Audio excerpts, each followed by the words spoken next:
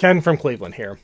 In the days since the FBI raid on Mar-a-Lago, the extreme right, and by that I mean the Republican Party, has been losing its mind. And it's not the usual hand-waving. Leaders on the right have come dangerously close to inciting violence against the FBI.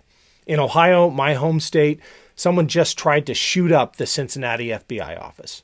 He was killed by law enforcement. But before the attack, he posted on Truth Social, Donald Trump's social media app, that he was ready for a civil war. He added this: "When they try to make you fear, hold up a sign saying, 'We love Trump.' When they come for you, kill them." Where do you think people like that get those ideas? We used to blame the dark corners of the internet for radicalizing extremists. But it was Glenn Beck who said the FBI needs to be fumigated. Ron DeSantis said the raid on Mar-a-Lago was a weaponization of federal agencies against the regime's political opponents. Marco Rubio said, "This is the kind of thing you see in third world dictatorships." What did they think was going to happen when you lie, when you stoke paranoia, when you put targets on the backs of FBI agents doing their jobs? This incident in Cincinnati won't be the end of it. The talk of civil war on the extreme right is reaching frightening levels, and it's because of cynical politicians like DeSantis and Rubio, people who know better, using their influence to fan these flames.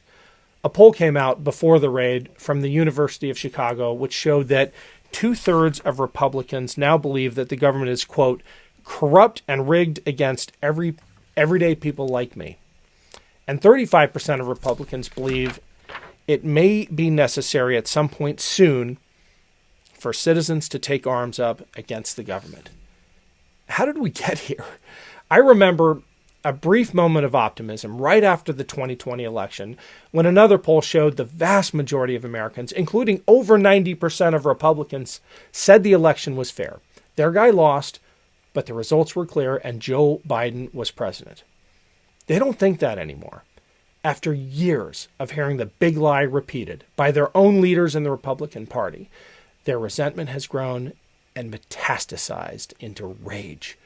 Massive numbers of Republicans now believe their own government is illegitimate. It shouldn't be surprising then that the targets of their rage are symbols of government like FBI agents doing their jobs. When the source of energy and purpose in a political party is rage against fellow Americans, that's a recipe for civil war. It's why they're talking about it openly now. Here's the thing. I can't believe any of these people, especially the politicians who fantasize about civil war, have any idea what war actually looks like. I've been to Afghanistan, a country torn apart by conflict. It is not something serious people wish for. You've heard Texas Paul say it, and I'll say it again, stay vigilant. But I'll also add this. Our best way to fight back is democracy itself. These midterms coming up, they're going to test us as a country. Let's pull together and vote blue. It's our only way back from the brink. That's it. Let's get to work.